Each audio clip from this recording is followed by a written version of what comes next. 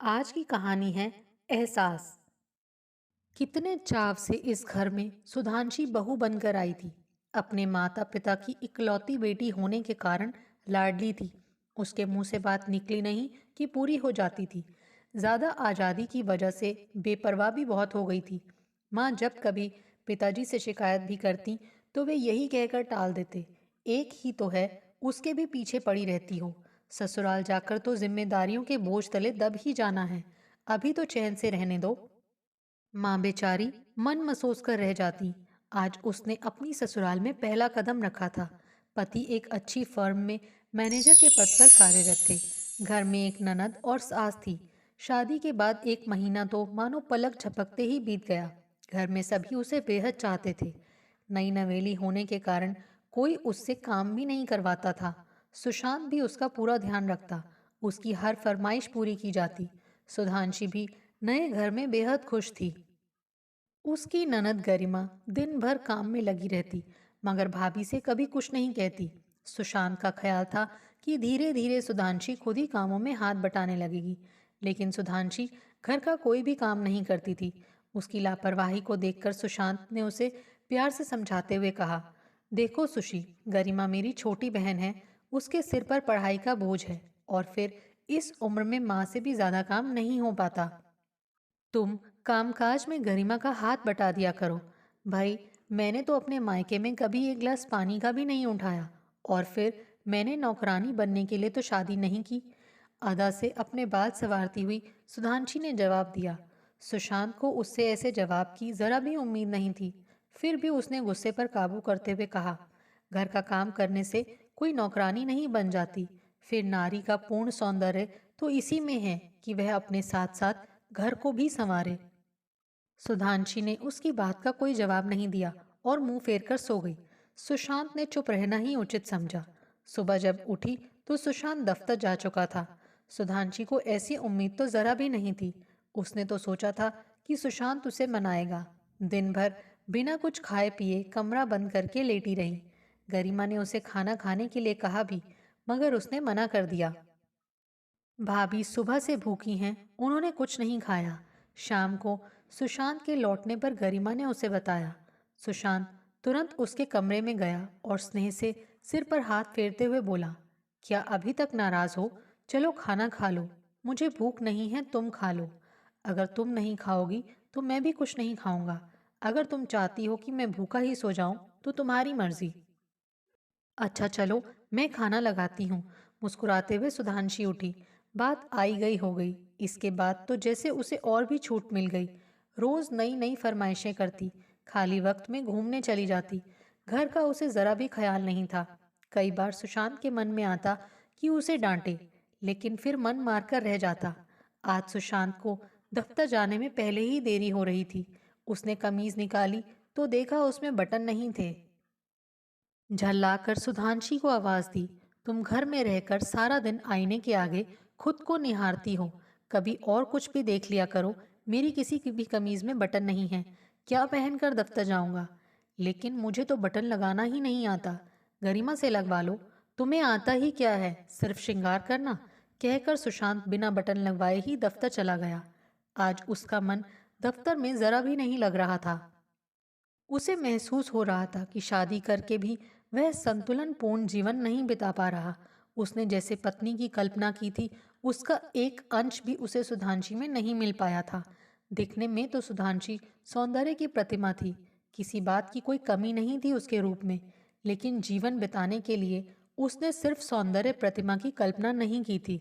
उसने ऐसे जीवन साथी की कल्पना की थी जो मन से भी सुंदर हो, जो सबका ख्याल रख सके, उसकी भावनाओं को समझ सके। अरे यार, क्या भाभी की याद में खोए हुए हो? हर्षल की आवाज ने उसे चौंका दिया। हाँ, नहीं नहीं तो यूं क्यों हकला रहे हो? क्या शादी के बाद हकलाना भी शुरू कर दिया? हर्षल ने छेड़ते हुए कहा। कभी भाभी जी को घर भी लेकर आओ, या उन्हें घर में ही छिपा कर रखोगे? नहीं यार, ये बात नहीं है। किसी दिन समय निकालकर हम दोनों जरूर आएंगे, सुशांत ने उठते हुए कहा। आज उसका मन घर जाने को नहीं हो रहा था। खैर, घर तो जाना ही था। बेमन से घर चल दिया। भैया, तुम्हारे जाने के बाद भाभी मायके चली गई। घर पहुंचते ही गरिमा ने बताया। बहू बहुत गुस्से में लग रही थी बेटा। क्या तुमसे कोई बात हो गई? माँ ने घबराते हुए पूछा। नहीं नहीं तो यूं ही चली गई होगी। बहुत दिन हो गए ना उसे अपने माता पिता से मिले। सुशांत ने बात संभालते हुए कहा। भैया तुम्हारा खाना लगा दूं? नहीं आज भूख नहीं है मुझे, कहकर सुशांत अपने कमरे की तरफ बढ़ गया। बिस्तर पर अकेले लेटे लेटे उसे सुधांशी की बहुत याद आ रही थी। याद करने पर बीते हुए सुख के लम्हे भी दुख ही देते हैं। ऐसा ही कुछ सुशांत के साथ भी हो रहा था। सुशांत जानता था कि जब तक वह सुशी को लेने नहीं जाएगा वह वापस नहीं आएगी। लेकिन वह ही उसे लेने क्यों जाए? गलती तो सुशी की है। जब उसे ही परवाह नहीं तो वह भी चिंता क्यों करे? लेकिन उसका मन नहीं मान रहा था। बिस्तर से उठकर गैलरी में आकर टहलने लगा। सोचने लगा कि अगर वह सुशी की तरह जिद करेगा तो बात और बिगड़ जाएगी। अगर उसे अपने फर्ज का एहसास नहीं तो क्या वह भी अपना फर्ज भूल जाएगा? उसे सुशी के साथ किए गए अपने व्यवहार पर गुस्सा आने लगा था। इसी कश्मकश में उसे पता ही नहीं चला कि सूरज निकल आया और उसने पूरी रात यूं ही काट दी। आज उसका दफ्तर जाने को बिल्कुल मन नहीं हो रहा था। मन ही मन उसने तय कर लिया था कि वह सुधांशी को समझाकर वापस ले आएगा। सुशी के बिना उसे एक पल पल भारी पड़ रहा था। उसे लग रहा था कि उसकी दुनिया एक वृत्त के सहारे घूमती रहती है, जिसका केंद्र बिंदु सुशी है। उधर सुशी भी कम दुखी नहीं थी, लेकिन उसका अहम उसके और सुशांत के बीच दीवार बनकर खड़ा था। उसे लग रहा था जैसे हर पल सुशांत उसका पीछा करता रहा हो, या शायद वह ही सुशांत के इर्द गिर्द मंडराती रही हो। अपने ख्यालों में खोई हुई थी कि माँ ने बताया, नीचे सुशांत आया है, तुम्हें बुला रहा है। उसे तो अपने कानों पर यकीन ही नहीं हो रहा था। जल्दी जल्दी तैयार होकर नीचे आई। मैं तुम्हें लेने आया हूँ। अगर तुम खुशी से अपने माँ बाप के पास रहने आई हो तो ठीक है, लेकिन अगर नाराज होकर आई हो तो अपने घर वापस चलो। सुशांत ने अधिकार से सुधांशी का हाथ पकड़ते हुए कहा। सुशांत को इस तरह मिन्नत करते देख उसके मन में फिर अहम जाग उठा। मैं उस घर में बिल्कुल नहीं जाऊंगी। तुम इसीलिए ले जाना चाहते हो ताकि अपनी माँ बहन के सामने मुझे लज्जित कर सको। तुम पत्नी हो मेरी और तुम्हारा पति होने के नाते इतना तो हक है मुझे कि तुम्हारा हाथ पकड़कर जबरदस्ती ले जा सकूं। बाहर तुम्हारा इंतजार कर रहा हूं, अपना सामान बांधकर आ जाओ, कहकर सुशांत कमरे से बाहर निकल गया। जाने की खुशी तो सुधांशी को भी कम नहीं थी। वह तो सुशांत पर सिर्फ यह जताना चाहती थी कि उसे उसका घर छोड़ने का कोई अफसोस नहीं था। घर पहुंचकर सुशांत ने सुधांशी को कुछ नहीं कहा। मामला शांत हो गया। अब तो सुशांत ने उसे टोकना भी बंद कर दिया था। एक दिन सुशांत दफ्तर से लौटा तो देखा माँ रसोई में काम कर रही हैं। पूछने पर पता चला कि गरिमा काम करते हुए फिसल गई थी। पैर में चोट आई है। डॉक्टर पट्टी बांध गया है। सुधांशी कहाँ है माँ? सुधांशी को घर में न देखकर सुशांत ने पूछा। माँ ने थोड़े गुस्से में कहा, बहू तो सुबह से अपनी किसी सहेली के यहाँ गई हुई है। शाम के 7 बज रहे थे और सुधांशी का कोई पता नहीं था। तभी दरवाजे की घंटी बजी। उसने दरवाजा खोला। सामने सुधांशी खड़ी थी। अफसोस है, हम लोग फिल्म देखने चले गए थे। लौटते लौटते थोड़ी देर हो गई। बहुत थक गई हूँ आज, पर्स कंधे से उतारते हुए सुधांशी ने कहा। सुशांत चुप ही रहा। उसने सुधांशी से कुछ नहीं कहा। अगले दिन जब सुधांशी कमरे से बाहर आई तो डॉक्टर को आते हुए देखा। माँ जी, अपने यहाँ कौन बीमार है? उसने आश्चर्य से पूछा। गरिमा के पैर में चोट लगी है, माँ ने सपाट लहजे में उत्तर दिया। गरिमा को चोट लगी है और किसी ने मुझे बताया भी नहीं। तुम्हें शायद सुनने की फुर्सत नहीं थी बहू। माँ के स्वर की तलखी को सुधांशी ने महसूस कर लिया था। वह तुरंत गरिमा के पास गई। अब कैसी हो गरिमा? ठीक हूँ भाभी, धीमे स्वर में गरिमा ने जवाब दिया। मुझे तो तुम्हारे भैया ने भी कुछ नहीं बताया तुम्हारी चोट के बारे में, सुधांशी ने थोड़ा झेपते हुए कहा। उन्होंने तुम्हें परेशान नहीं करना चाहा होगा भाभी, गरिमा ने बात टालते हुए कहा। मगर आज सुधांशी को लग रहा था कि वह अपने ही घर में कितनी अजनबी होकर रह गई है। शायद घर वालों की बेरुखी का कारण उसे मालूम था, लेकिन वह जानबूझकर ही अनजान बनी रहना चाहती थी। शाम को सुशांत लौटा तो उसने शिकायत भरे स्वर में कहा, तुमने मुझे बताया क्यों नहीं कि गरिमा को चोट लगी है? तुम पहले ही थकी हुई थी, सुशांत ने संक्षिप्त सा उत्तर दिया। और हाँ, आज शाम को मेरे एक दोस्त ने हमें खाने पर बुलाया है, तैयार हो जाना। घूमने की बात सुनते ही सुधांशी खुश हो गई। जल्दी से अंदर जाकर तैयार होने लगी। एक पल उसे गरिमा की चोट का ख्याल भी आया, मगर फिर उसने नजरअंदाज कर दिया। भाई, खाने में मजा आ गया। भाभी जी तो बहुत अच्छा खाना पकाती हैं। सुशांत ने उंगलियां चाटते हुए कहा। तुम तो बहुत खुशकिस्मत हो हर्षल, जो तुम्हें इतना अच्छा खाने को मिल रहा है। यार, तुम भी तो कम नहीं हो। इतनी सुंदर भाभी है हमारी। जितनी सुंदर वे खुद हैं उतना ही अच्छा खाना भी पकाती होंगी। हर्षल ने हंसते हुए कहा। अमिता, खाना तो हो गया, अब जरा हम लोगों के लिए कुछ मिठाई भी ले आओ। अमिता मिठाई लाने चली गई। और भाभी जी, अब आप कब हमें अपने हाथ का बना खाना खिला रही हैं?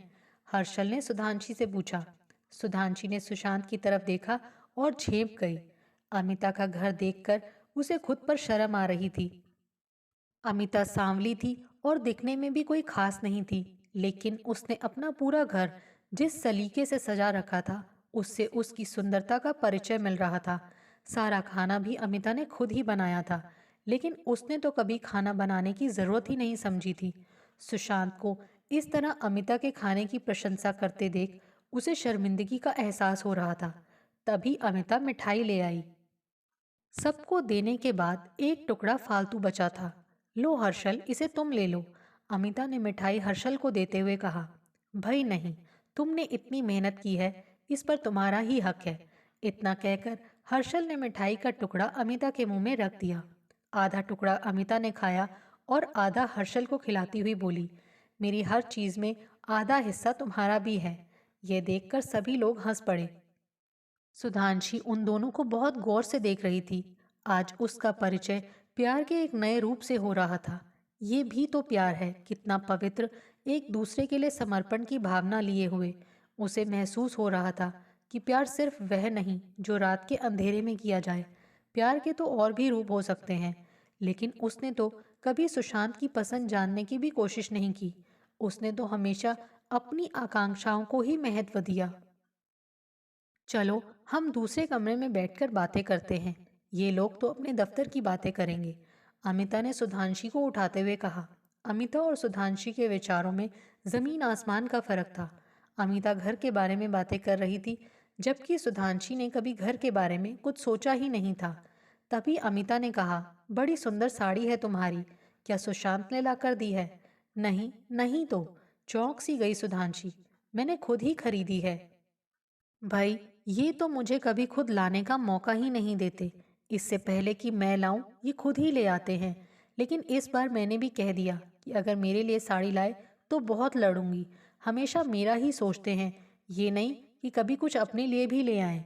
इस बार मैं उन्हें बिना बताए उनके लिए कपड़े ले आई। दूसरों की ज़रूरतें पूरी करने में जितना मज़ा है, वह अपनी इच्छाएं पूरी करने में नहीं है। चलो, आज घर नहीं चलना है क्या? सुशांत ने उसकी बातों में खलल डालते हुए कहा। अच्छा, अब चलते हैं।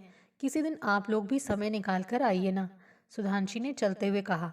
आज हर्षल के घर से लौटने पर सुधांशी के मन में हलचल मची हुई थी। उसके कानों में अमिता के स्वर गूंज रहे थे। एक दूसरे की ज़रूरतें पूरी करने में जितना मज़ा है, अपनी इच्छाएं पूरी करने में वह नहीं है। लेकिन उसने तो कभी दूसरों की ज़रूरतों को जानना भी नहीं चाहा था। उससे तो ये भी नहीं सोचा कि घर में किस चीज़ की ज़रूरत है और किसकी नहीं। और एक अमिता है, सुंदर ना होते हुए भी उससे कहीं ज़्यादा सुंदर है। जिम्मेदारियों के प्रति अमिता की सजगता देखकर सुधांशी के मन में ग्लानि का अनुभव हो रहा था। अमिता भाभी बहुत अच्छी है ना? सुधांशी ने मौन तोड़ते हुए कहा। हाँ, सुशांत ने ठंडी आह छोड़ते हुए कहा। उस रात सुधांशी चैन से सो न सकी। सुबह उठी तो उसे तेज बुखार था। सुशांत ने तुरंत डॉक्टर को बुलाया। डॉक्टर ने दवा दे दी। सुधांशी को आराम करने के लिए कहकर सुशांत दफ्तर चला गया। सुधांशी को बुखार के कारण सिर में बहुत दर्द था। तभी गरिमा लड़खड़ाते हुए आई। कैसी तबीयत है भाभी? लाओ तुम्हारा सिर दबा दूं, कहकर सिर दबाने लगी। माँ भी बहुत चिंतित थी। समय समय पर माँ दवा दे रही थी। आज सुधांशी को महसूस हो रहा था कि उसने कभी भी इन लोगों की तरफ ध्यान नहीं दिया, लेकिन फिर भी उसके जरा से बुखार ने किस तरह सबको दुखी कर दिया। अपने पैर में चोट होने के बावजूद गरिमा उसका कितना ध्यान रख रही थी। माँ भी कितनी परेशान थी उसके लिए। 3-4 दिन में सुधांशी ठीक हो गई। आज वह सुशांत से पहले ही उठ गई थी। चाय बनाकर सुशांत के पास आई। उठिए जनाब, चाय पीजिए, आज दफ्तर नहीं जाना है क्या? सुशांत को तो अपनी आंखों पर यकीन नहीं आ रहा था। तुम्हारी तबीयत तो ठीक है ना आज? इतनी जल्दी कैसे जाग गई? उसने हड़बड़ाते हुए पूछा। जल्दी कहाँ, मेरी आंखें तो बहुत देर में खुली। शून्य में देखते हुए सुधांशी ने कहा। आज उसने घर के सारे काम खुद ही किए थे। काम करने में मुश्किल तो बड़ी हो रही थी, मगर फिर भी ये सब करना उसे अच्छा लग रहा था। आज वह पहली बार नाश्ता बनाने के लिए रसोई में आई थी। माँ जी, आज से नाश्ता मैं बनाया करूँगी। माँ जी के हाथ से बर्तन लेते हुए सुधांशी ने कहा। बहू, तुम नाश्ता बनाओगी? माँ ने आश्चर्य से पूछा। मैं जानती हूँ माँ जी, मुझे कुछ बनाना नहीं आता, लेकिन आप मुझे सिखाएंगी ना? बोलिए ना माँ जी, आप सिखाएंगी मुझे? हाँ बहू, अगर तुम सीखना चाहोगी तो ज़रूर सिखाऊंगी। आज सुशांत को बड़ा अजीब लग रहा था। उसका सारा सामान उसे जगह पर मिल गया था। कपड़े भी सलीके से रखे हुए थे। जब तैयार होकर नाश्ते के लिए आया तो सुधांशी को नाश्ता लाते देख चौंक गया। आज तुमने नाश्ता बनाया है क्या? क्यों? मेरे हाथ का बना नाश्ता क्या गले से नीचे नहीं उतर पाएगा? मुस्कुराते हुए सुधांशी बोली। नहीं, ये बात नहीं है। सैंडविच उठाते हुए सुशांत बोला। सैंडविच तो बड़े अच्छे बने हैं, तुमने खुद बनाए हैं? सुशांत ने पूछा। फिर कुछ रुपए देते हुए बोला। तुम कल अपनी साड़ियों के लिए पैसे मांग रही थी ना, ये रख लो। सुशांत के दफ्तर जाने के बाद सुधांशी ने सैंडविच चखे तो उससे खाए नहीं गए। नमक बहुत तेज हो गया था। उसे सुशांत का ख्याल आ गया, जो इतने खराब सैंडविच खाकर भी उसकी तारीफ कर रहा था। शायद उसका दिल रखने के लिए सुशांत ने ऐसा किया था। उसकी पलकें भीग गईं। प्यार की भावना को देखकर उसका मन श्रद्धा से भर उठा। उसने जल्दी जल्दी सारा काम खत्म किया। घर का काम करने में आज उसे अपनत्व का एहसास हो रहा था। फिर उसे सुशांत के दिए गए पैसों का ख्याल आया। उसने गरिमा को साथ लिया और बाजार गई। सुशांत के दफ्तर से लौटने से पहले उसने सारा काम निपटा लिया था। अपनी साड़ियाँ ले आई। शाम को चाय पीते पीते सुशांत ने पूछा। मेरे पास साड़ियों की कमी कहाँ है? आज तो मैं ढेर सारा सामान लेकर आई हूँ। इतना कहकर उसने सारा सामान सुशांत के सामने रख दिया। ये माँ की साड़ी है, ये गरिमा का सूट और ये तुम्हारे लिए। सुशांत उसे अपलक निहार रहा था। उसे यकीन नहीं हो रहा था कि ये वही सुधांशी है, जिसे अपनी ज़रूरतों के अलावा कुछ नहीं सूझता। आज उसी सुधांशी पहले से कहीं अधिक सुंदर लगने लगी थी। अपने लिए कुछ नहीं लाई? प्यार से पास बिठाते हुए सुशांत ने पूछा। क्या तुम सब लोग मेरे अपने नहीं हो? सच तो यह है कि आज पहली बार ही मैं अपने लिए कुछ ला पाई हूँ। यह सामान लाकर जितनी खुशी मुझे हुई है, उतनी कई साड़ियाँ लाकर भी ना मिलती। सच, आज ही मैं प्यार का वास्तविक मतलब समझ पाई हूँ। प्यार एक भावना है, समर्पण की चेतना, खो जाने की प्रक्रिया, मिट जाने की तमन्ना। इसका एहसास शरीर से नहीं होता, अंतर मन से होता है। हृदय ही उसका साक्षी होता है, कहकर सुधांशी ने अपना सिर सुशांत के सीने पर रख दिया। दोस्तों, आपको हमारी ये कहानी कैसे लगी? प्लीज़ कमेंट्स करके बताइए। Thanks for watching this video.